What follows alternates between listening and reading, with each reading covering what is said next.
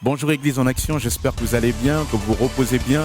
Pour ceux qui sont connectés aussi plus loin que Argenteuil et les environs, sans plus tarder, nous commençons notre culte avec les enfants. Je le rappelle les parents, en dessous de cette vidéo, vous pouvez télécharger les supports afin que vos enfants, après avoir écouté le message, participent aux travaux. Nous poursuivrons avec les enfants bien sûr, dans un temps de louange et d'adoration et de sainte scène. Nous écouterons la parole de Dieu. J'espère que vous êtes bien attentifs. En tout cas, que le Seigneur vous bénisse. Restez connectés. Amen.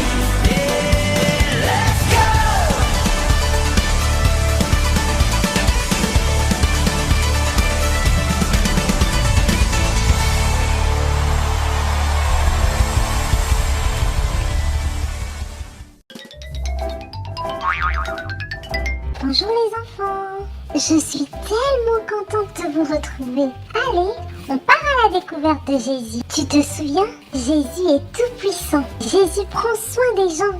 Il parle à leur cœur, il leur donne à manger. Lui seul peut faire ce miracle de changer le cœur, le caractère et les mauvaises habitudes de quelqu'un. Ce matin, on va découvrir que Jésus peut faire encore plus.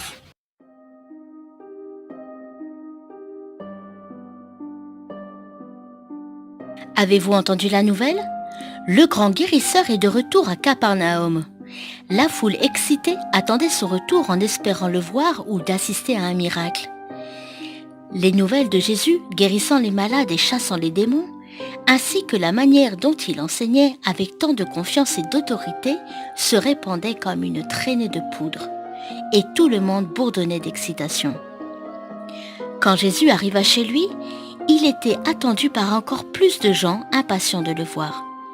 Beaucoup d'entre eux espéraient voir un miracle, d'autres étaient en quête de vérité, et il y avait même un petit groupe de pharisiens envoyés pour le surveiller. Il n'y avait plus de place pour s'asseoir ou se tenir debout, les portes, les fenêtres étaient bloquées, et la foule grandissait à chaque minute. Juste à côté de la foule, un homme était passé inaperçu, paralysé, couché par terre. On l'avait emmené ici pour voir Jésus, mais vu le grand nombre de personnes et parce qu'il ne pouvait se déplacer de lui-même, il était impossible de s'approcher. 4 hommes, pris de pitié, s'occupaient de cet homme en détresse, refusant de l'abandonner. Ils l'aidaient à entrer cherchant un moyen de passer à travers la foule, en direction du faiseur de miracles. Finalement, ils ont eu l'idée d'un plan si désespéré qu'ils auraient besoin de faire quelque chose d'extraordinaire. Les hommes montèrent en haut de la maison, portant l'homme sur son brancard. Ils creusèrent un trou directement au-dessus de là où Jésus se tenait, jusqu'à ce qu'il soit assez grand pour que l'homme puisse passer.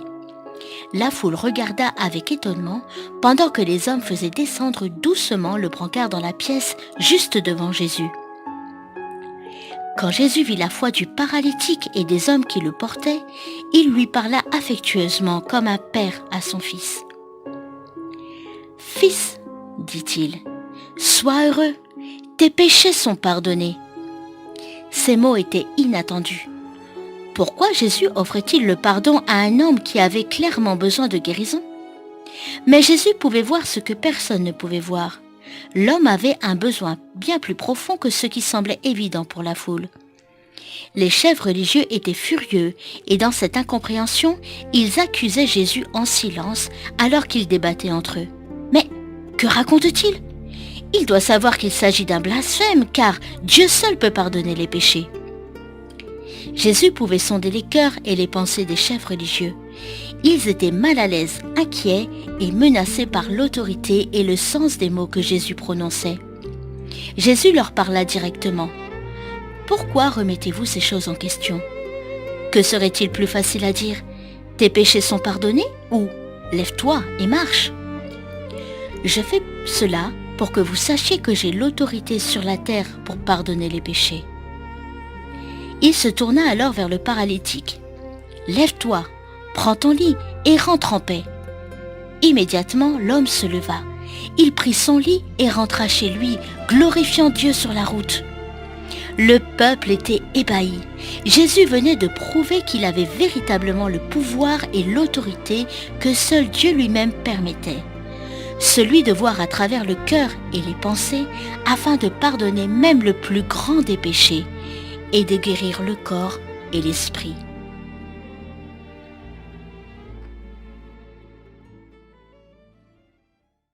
Ce que Jésus peut faire me surprend vraiment. Un homme est présent et il a besoin d'aide. Il est paralysé et ne peut pas bouger ses jambes. Il a besoin d'aide pour chaque chose qu'il veut faire. Et quelqu'un doit l'aider tout le temps et tous les jours. Heureusement qu'il a des amis formidables qui prennent soin de lui. Vite! Vite! Il faut qu'il rencontre Jésus. Ils ont compris que seul Jésus peut faire quelque chose pour lui. Sinon, rien ne changera. Jésus a vu qu'ils ont placé tout leur espoir en lui. Jésus va guérir cet homme et lui dit « Prends ton lit et marche !» Et c'est ce qui va se passer. Incroyable! L'homme paralysé va faire confiance à Jésus et à sa parole. Ce qu'il dit est la vérité. Et là, maintenant, tout de suite, comme Jésus l'a dit, il est capable de marcher. Oh, quelle joie! Quel miracle! Mais le miracle n'est pas fini. Jésus a vu ce que personne d'autre dans la pièce ne pouvait voir. Le besoin le plus profond de cet homme. Non seulement il a guéri son corps, mais il a également pardonné ses péchés. Il a guéri son corps, mais encore plus important, il a guéri son âme et son cœur. Oui, Dieu sait quelles sont tes pensées. Sait si ton cœur est pur et quelle est la santé de ton âme. Seul Jésus peut faire ce miracle. Lui seul peut guérir le cœur et le corps de celui qui est malade et lui demande de l'aide. Lève-toi pour chanter et retrouve tes activités. J'espère que tu les as imprimées.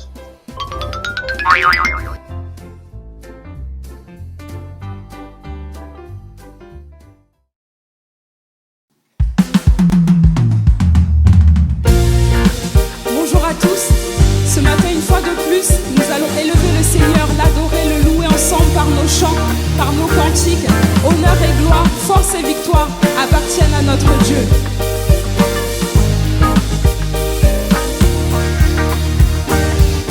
Honneur et gloire, force et victoire appartiennent à l'ancien des jours. Que toutes les nations de la création rendent honneur à l'ancien des jours. Honneur et gloire, force et victoire appartiennent à l'ancien des jours. Que toutes les nations de la création rendent honneur à l'ancien des jours.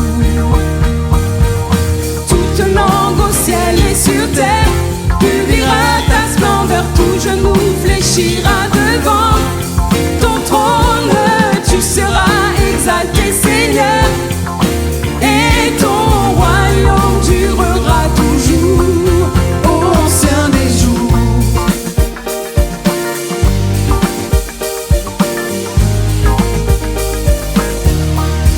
Honneur et gloire, force et victoire appartiennent à l'ancien des jours. Que toutes les nations de la création rendent honneur à l'ancien des jours. Honneur et gloire, force et victoire appartiennent à l'ancien des jours. Que toutes les nations de la création rendent honneur à l'ancien des jours. Toute langue au ciel et sur terre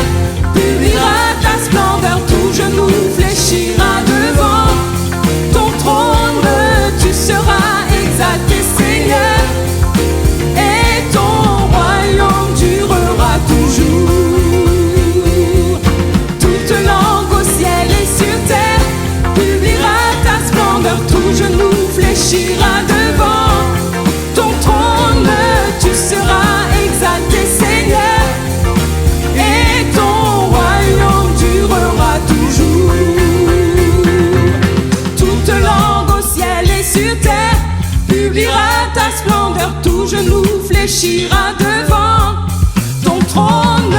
Toute langue au ciel et sur terre publiera ta splendeur, tout genou fléchira devant ton trône.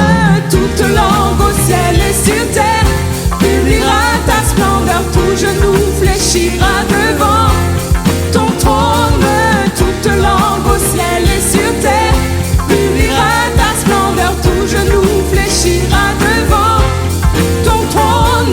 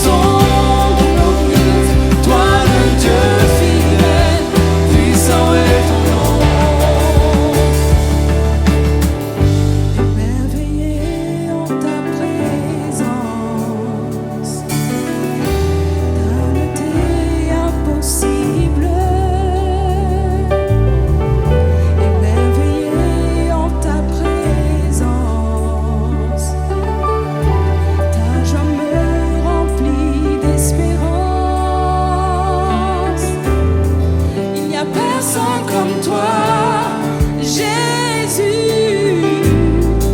Personne n'est comme toi. Sur toute la terre, il n'y a personne comme toi, Jésus.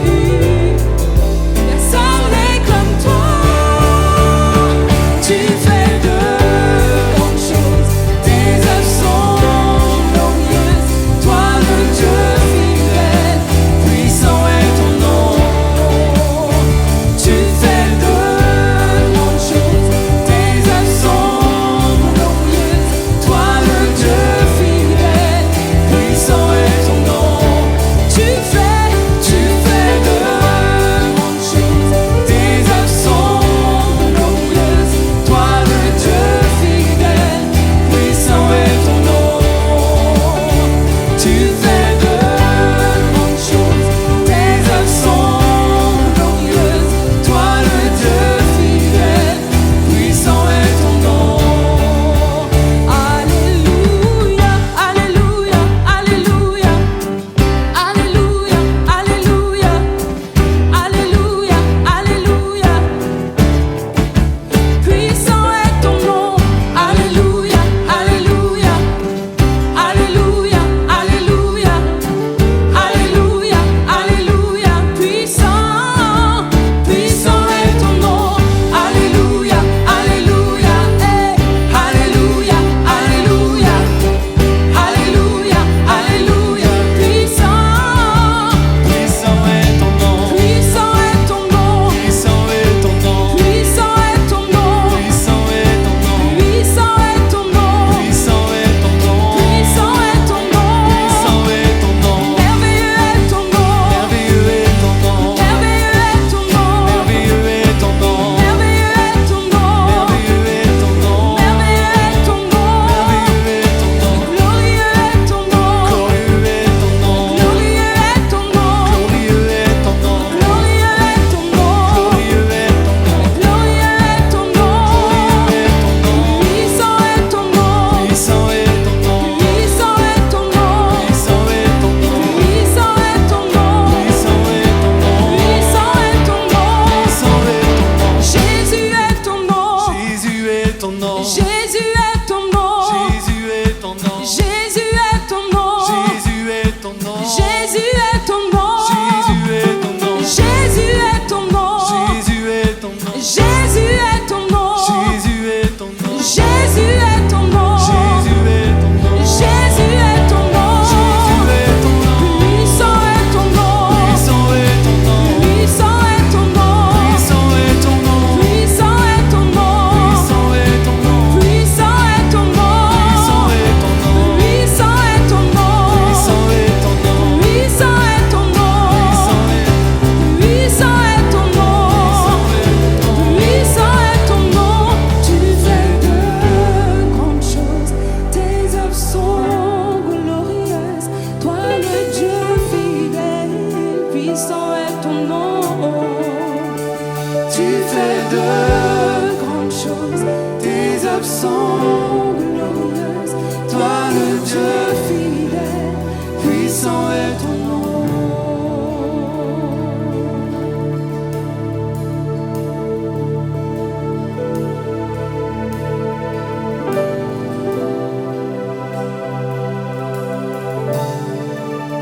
Alléluia. Puissant est ton nom, Jésus. Puissant est ton nom, Seigneur. Puissant est ton nom, Jésus. Nous voulons élever ton nom. Nous voulons élever ton nom. Nous élevons ton nom. Puissant est ton nom, Jésus. puissant est ton nom, Au-dessus de tous les noms, tu règnes. Au-dessus de tous les noms, tu règnes. Au-dessus de tous les noms, tu règnes. Puissant est ton nom. Tu es Emmanuel. Tu es le Seigneur des seigneurs. Tu es le roi des rois. Puissant est ton nom. Oh, nous t'élevons. Nous t'élevons. Nous t'exaltons, nous te louons. Puissant est ton nom.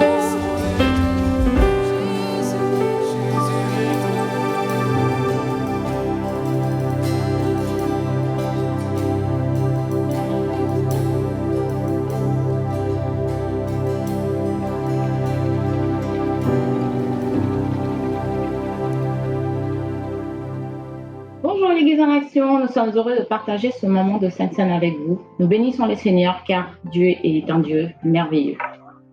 Bonjour l'Église. Jésus s'est présenté comme étant le pain venu du ciel qui donne la vie aux gens.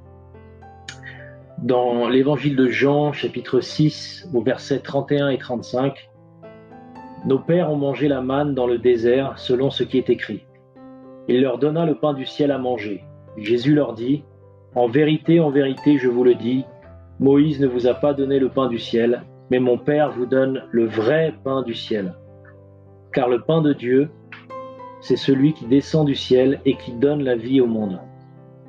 Ils lui dirent, Seigneur, donne-nous toujours ce pain. Jésus leur dit, je suis le pain de vie. Celui qui vient à moi n'aura jamais faim, et celui qui croit en moi n'aura jamais soif. La Sainte Seine, célébrée sous les espèces du pain et du fruit de la vigne, sont ordonnées par le Seigneur à l'intention de son Église, et par cela nous proclamons sa mort et sa résurrection pour nous tous. Prenons ce pain.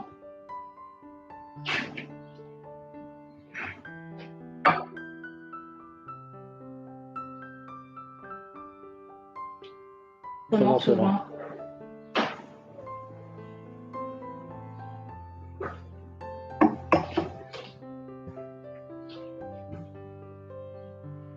Prions ensemble, frères et sœurs.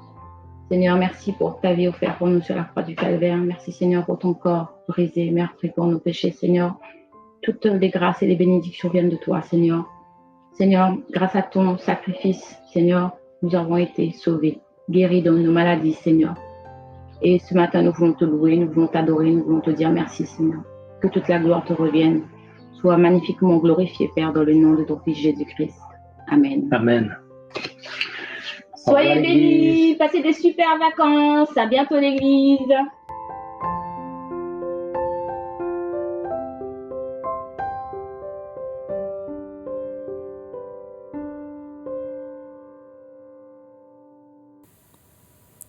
Voilà, je suis très heureux d'ouvrir avec vous la parole de Dieu au travers du livre de Samuel, 1 Samuel, chapitre 3, versets 8 à 10.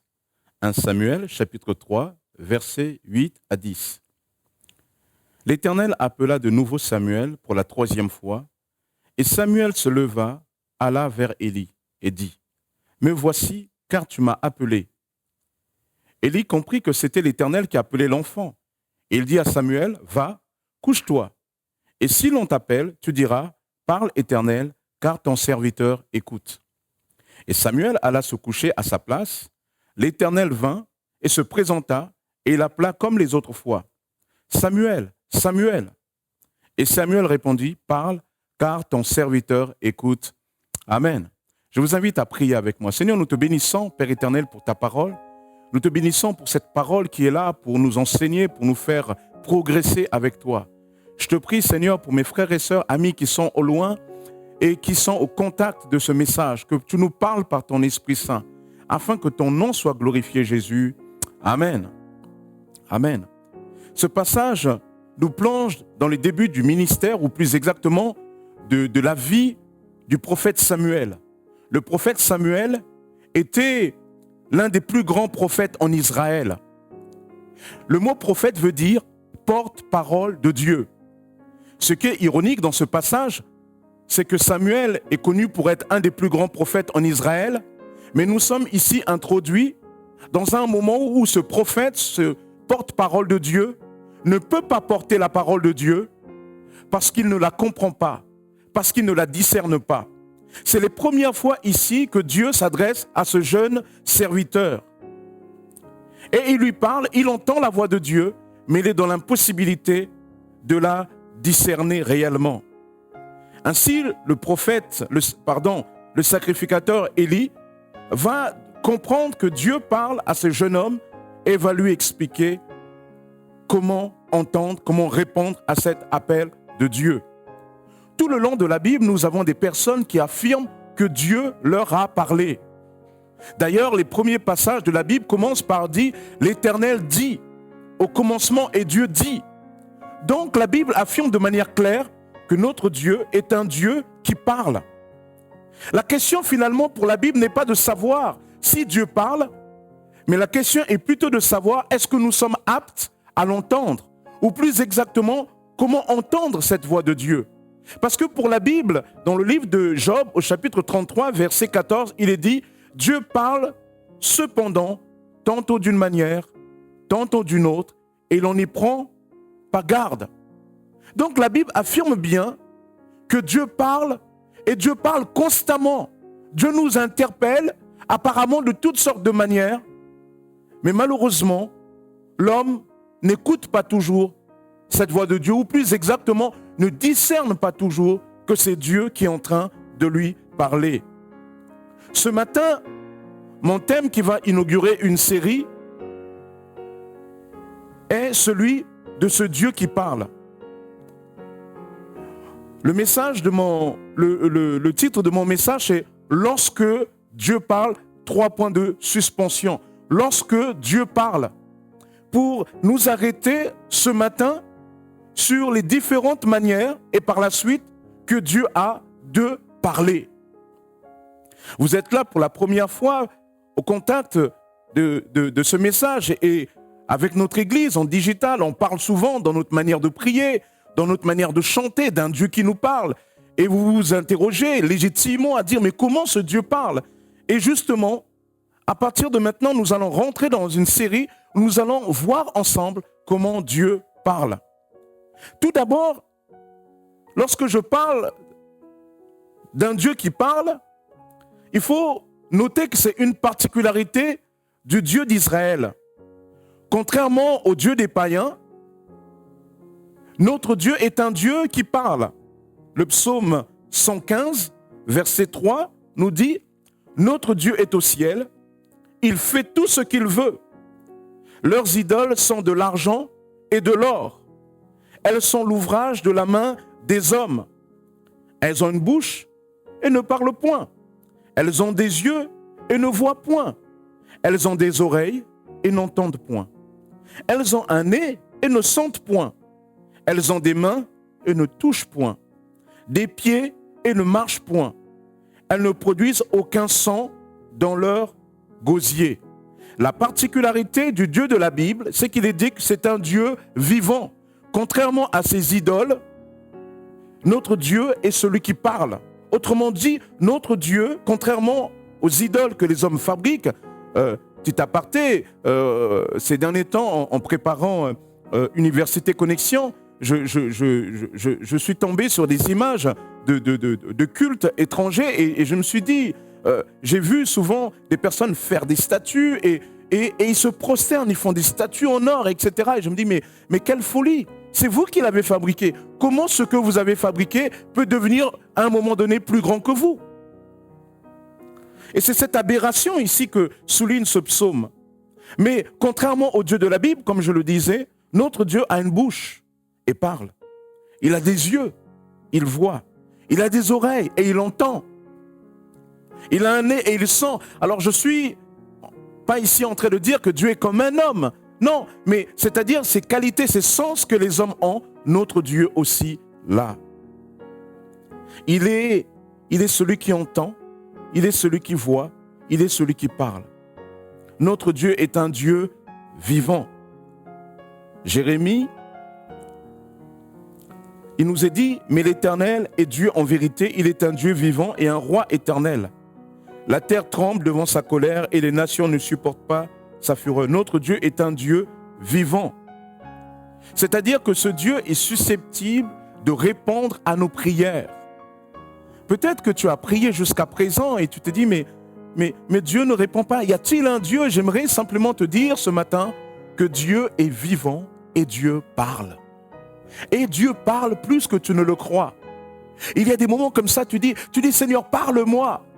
Et souvent Dieu dit, mais je t'ai parlé.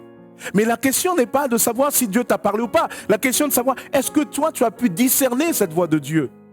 Et ce message est là pour te dire, écoute, voilà, Dieu te parle, plus que tu ne le crois, mais voici comment discerner cette voix.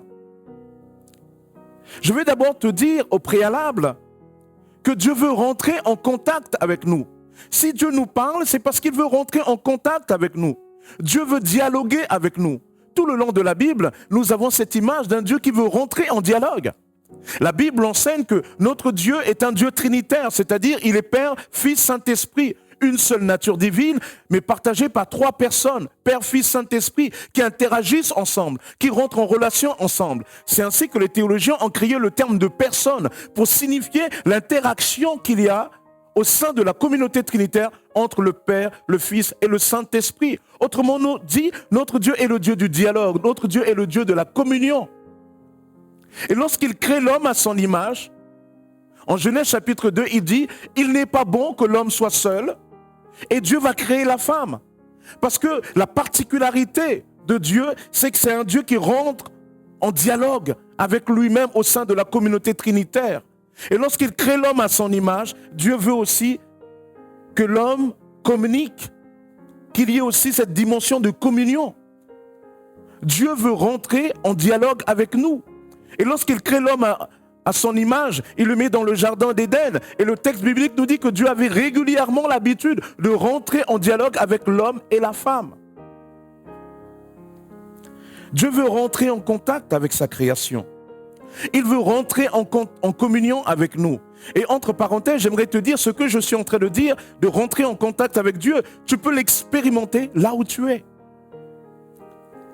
La Bible enseigne donc que Dieu parle souvent plus qu'on ne le croit. Dieu parle cependant tantôt d'une manière, tantôt d'une autre, et l'on n'y prend pas garde. Dieu parle donc de diverses façons, mais le problème est que nous ne l'écoutons pas, pour diverses raisons. La Bible enseigne que si souvent nous ne pouvons pas l'écouter bien qu'il parle, c'est parce qu'il y a un problème en nous. La Bible appelle cela le péché. Non, nous dit Ésaïe 59, verset 1, non, le bras de l'Éternel n'est pas devenu trop court pour sauver, ni son oreille trop dure pour entendre. Mais ce sont vos fautes qui ont fait séparation entre vous et votre Dieu. Ce sont vos péchés qui vous l'ont caché et l'ont empêché de vous écouter.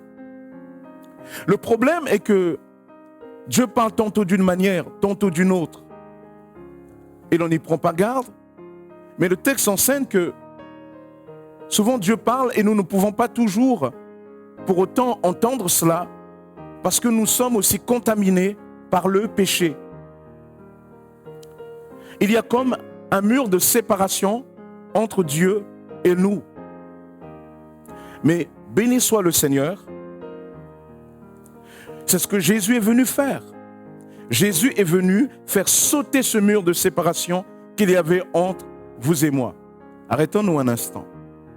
La Bible enseigne que Dieu t'a créé à son image, mais par ta rébellion, par la rébellion même, on pourrait aller de manière plus lointaine, de notre premier ancêtre, de nos premiers ancêtres, Adam et Ève, nous avons introduit le péché dans ce monde.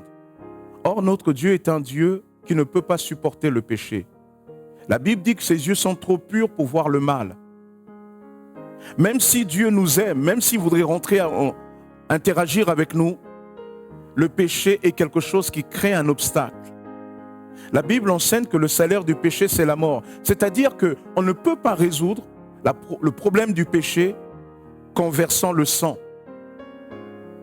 Alors, Dieu ne voulant pas que notre sang à nous soit versé, va envoyer Jésus-Christ verser son sang à notre place. C'est ainsi que ce péché qui était comme un mur de séparation entre nous et Dieu, Jésus, par sa mort et sa résurrection à la croix, va briser complètement ce mur et va à nouveau nous donner accès avec Dieu. Ainsi, frères et sœurs, nous dit Hébreux 10, verset 19, ainsi, frères et sœurs, nous avons par le sang de Jésus l'assurance d'un libre accès au sanctuaire. Cette route nouvelle et vivante, il a inaugurée pour nous au travers du voile, c'est-à-dire de son propre corps. Amen. Nous avons accès auprès de Dieu. Dieu parle tantôt d'une manière, tantôt d'une autre, mais ce qui nous empêche réellement de rentrer en communion avec lui, c'est le péché. L'autre chose, l'autre obstacle qui nous empêche d'entendre la voix de Dieu, c'est la foi, nous dit la Bible. La Bible dit que celui qui s'approche de Dieu doit croire que Dieu existe et qu'il est le rémunérateur de ceux qui le cherchent. C'est incroyable ça. On pourrait se dire, mais comment ça? Vous me dites, pour m'approcher de Dieu, je dois croire qu'il existe. Mais justement, j'aimerais savoir d'abord s'il existe pour s'approcher de lui. Eh bien, la Bible prend les choses complètement. La Bible affirme que Dieu est vivant et que ce Dieu qui est vivant a donné, aussi bien dans la nature, toutes les preuves de sa présence.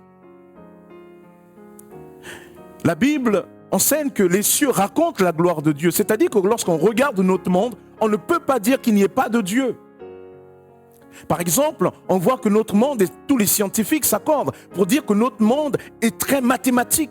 Ça veut dire qu'il y a des équations qui régissent la vie sur la Terre. Et on ne peut pas imaginer qu'une telle intelligence soit le fruit du hasard. En théologie, on appelle ça la révélation générale ou la révélation naturelle. Dieu se révèle au travers de la nature. La Bible enseigne que Dieu se révèle aussi au travers de la providence. C'est-à-dire qu'il nous a mis dans un contexte où il y a une terre, mais cette terre est placée à juste distance du soleil pour produire la vie.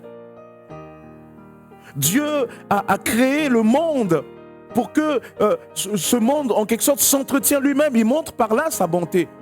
La pluie, je vous rappelle, c'est quoi? C'est l'eau de la mer, notamment avec la chaleur qui monte, ça s'évaporise et ça monte à une certaine hauteur, ça rencontre des différences de température et ça devient de la pluie, ça redescend, ça rentre dans la terre et ça fertilise la terre. Et à partir de là, les plantes aussi prennent vie et à partir de là, et il y a tout un cycle qui va y avoir.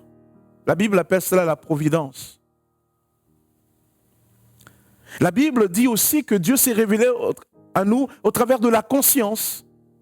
En toi, il y a un tribunal intérieur qui te dit plus ou moins ce qui est bien, ce qui est mal. Bien sûr, la conscience, on peut souvent la déformer, lui faire dire bien ce qui est mal, mal ce qui est bien. Mais globalement, vous et moi, quel que soit l'endroit où nous sommes sur la terre, nous avons une certaine notion de bien et de mal qui nous est commune à tous. Et la Bible dit que ces preuves-là, sont là pour que tu t'approches de Dieu par la foi.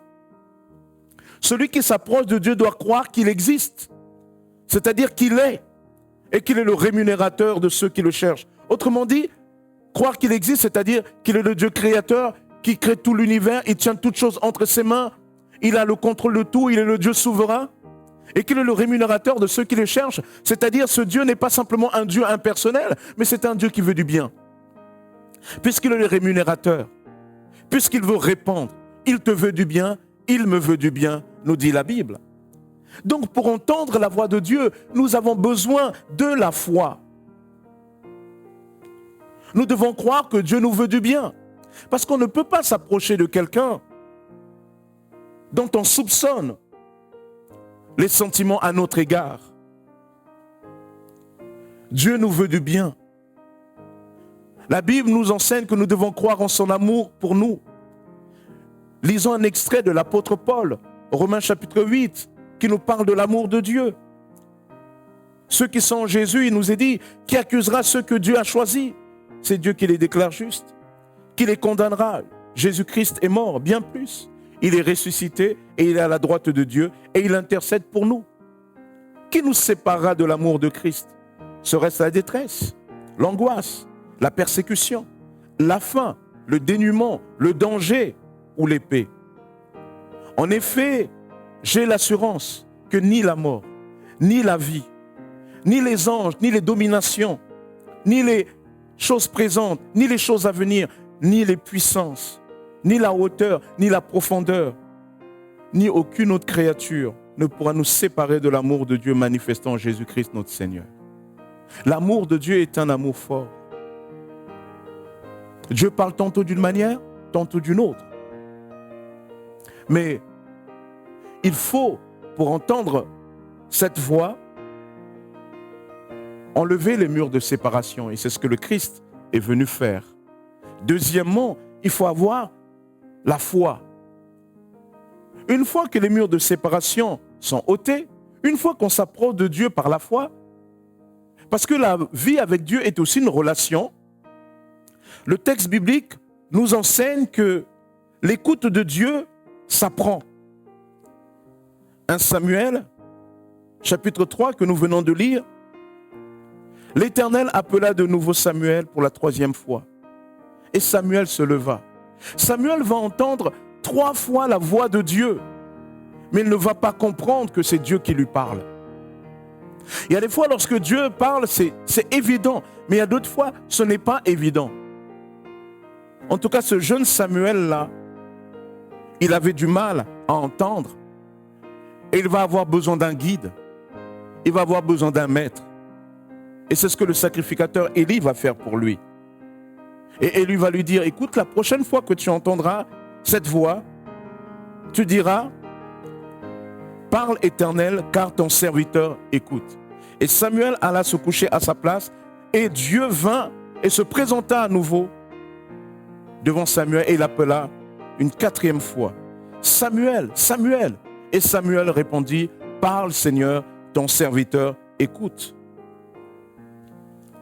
L'écoute de Dieu, c'est aussi une progression. C'est aussi une démarche de croissance.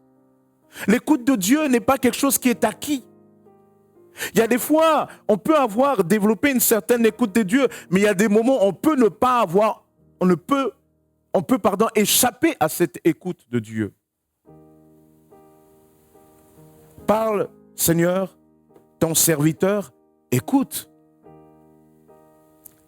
Ésaïe 50, verset 4 dit, le Seigneur, l'Éternel m'a donné une langue exercée pour que je sache soutenir par la parole celui qui est abattu. Il éveille chaque matin, il éveille mon oreille pour que j'écoute comme écoute des disciples. Voyez, il y a une manière d'écouter. Souvent on parle d'écouter et d'entendre. Voyez, il y a une manière, on peut entendre un son, mais l'écoute, c'est marqué de l'attention.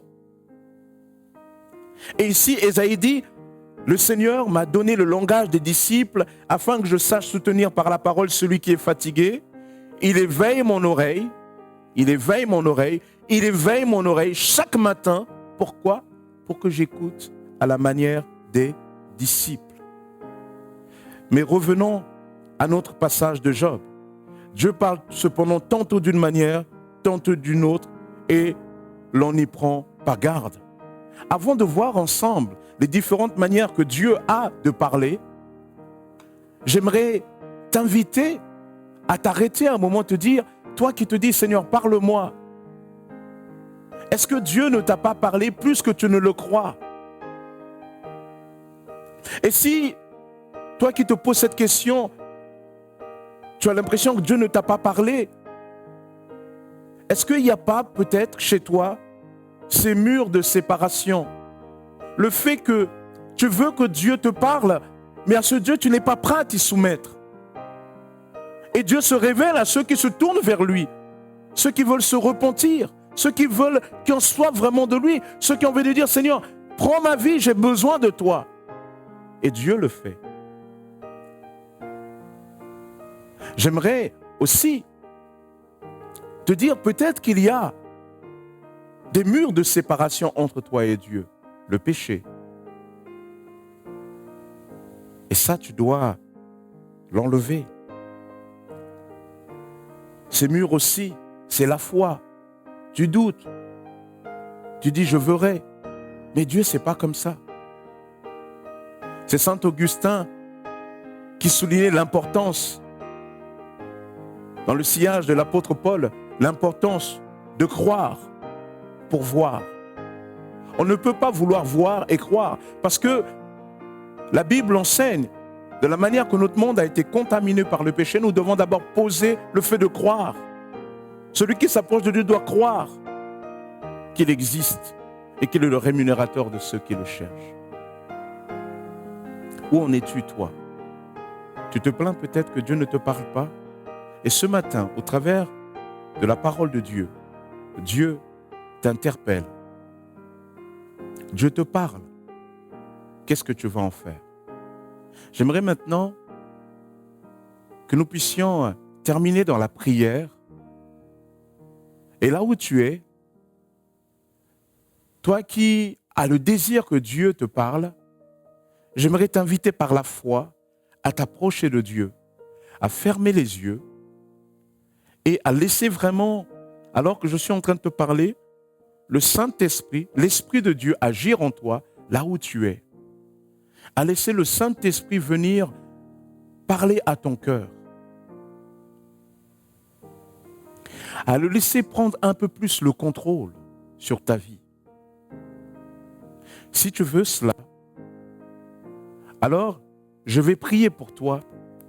Alors que je serai en train de prier pour toi, crois simplement que cette prière que tu es en train de faire, Dieu l'entend. Que Dieu veut y répondre. Que Dieu veut te conduire. Je t'invite à prier avec moi. Seigneur Jésus, je te bénis.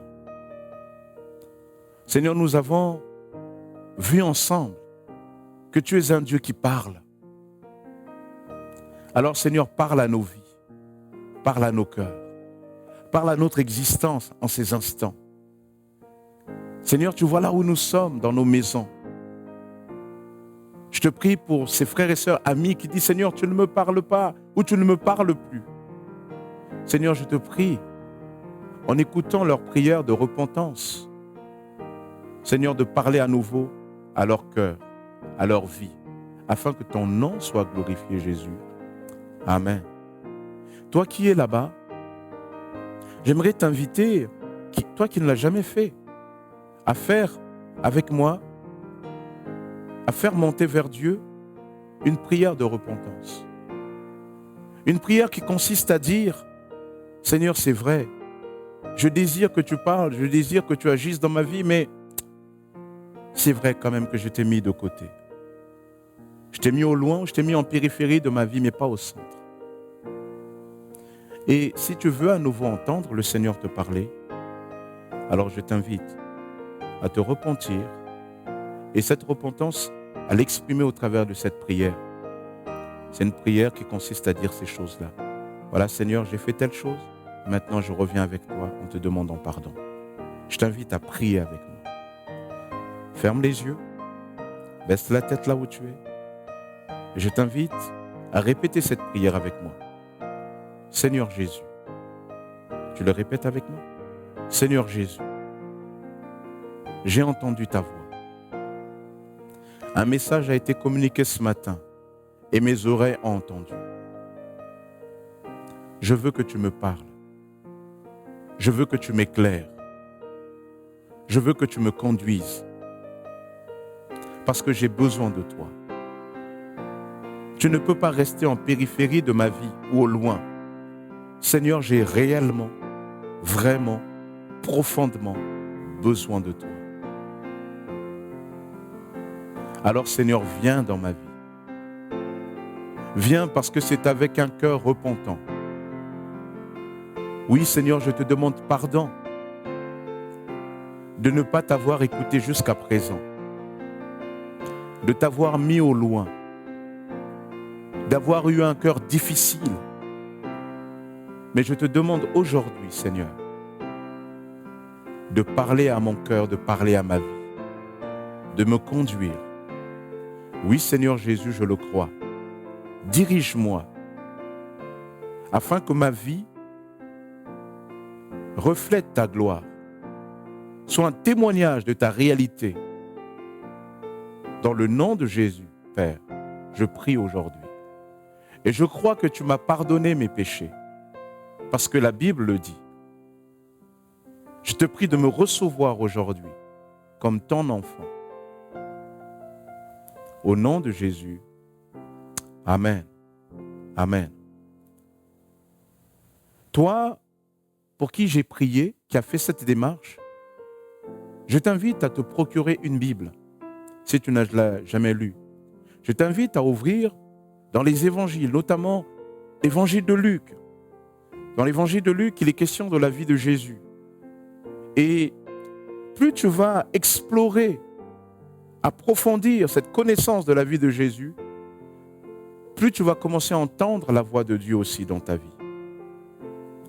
Si tu as des amis qui prient Dieu et que tu ne sais pas comment prier, approche-toi de ces amis pour qu'ils t'aident aussi à prier. Mais sache d'ores et déjà que prier Dieu, c'est un dialogue simple, comme toi et moi nous avons discuté ce matin. C'est parler avec nos propres mots.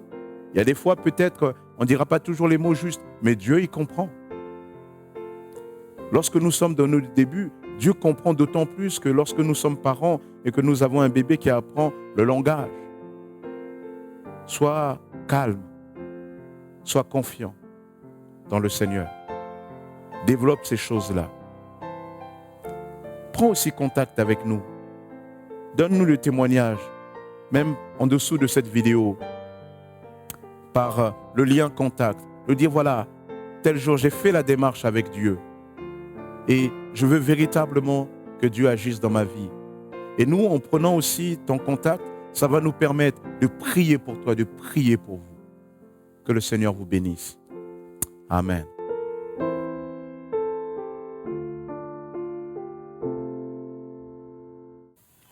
Voilà, merci Seigneur pour ce message.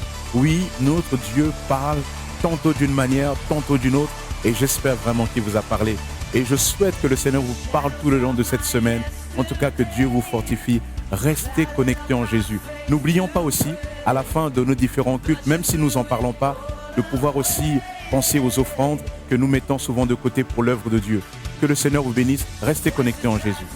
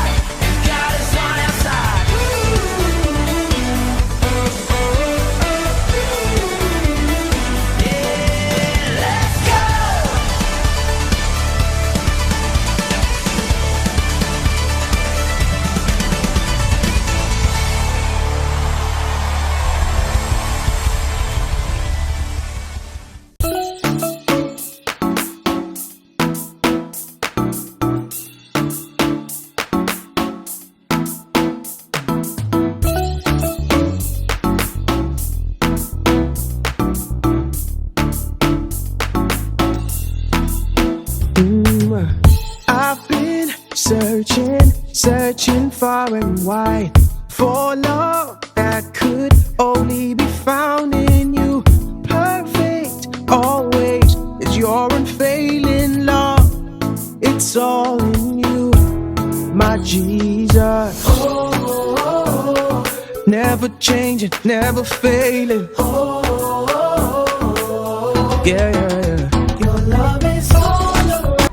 Chers frères et sœurs, depuis le confinement, lundi, mercredi, vendredi, nous avons pris l'habitude de nous retrouver de 7h30 à 8h dans un temps de prière Let's Pray. À partir du mois de juillet, c'est-à-dire à partir de cette semaine, nous nous retrouverons dans un seul Let's Pray les mercredis de 7h30 à 8h. Comme d'habitude, vous pourrez aller sur notre chaîne YouTube Église en Action et il y aura une vidéo en lien avec ce temps de prière. Il faudra cliquer en dessous de cette vidéo qui vous amènera dans notre conférence Zoom. Ce moyen nous permet de prier ensemble en nous écoutant, en nous voyant les uns et les autres. J'ai hâte de vous retrouver mercredi prochain de 7h30 à 8h et dorénavant tous les autres mercredis tout le long de cette semaine jusqu'au mois de septembre. Que Dieu vous bénisse. Restez connectés en Jésus.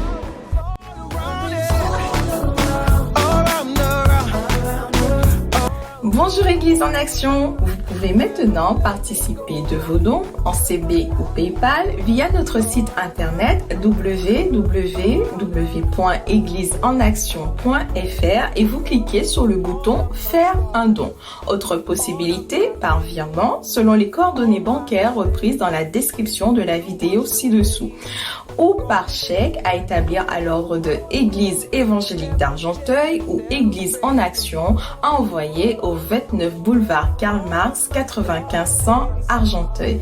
Veuillez bien nous préciser votre adresse en ligne ou par courrier pour nous permettre d'établir votre reçu fiscal. Nous vous remercions pour votre générosité, pour votre fidélité qui sont particulièrement nécessaires durant cette période difficile que traverse notre pays. Aussi, Église en action continue. Que Dieu vous bénisse. Never changing, never failing.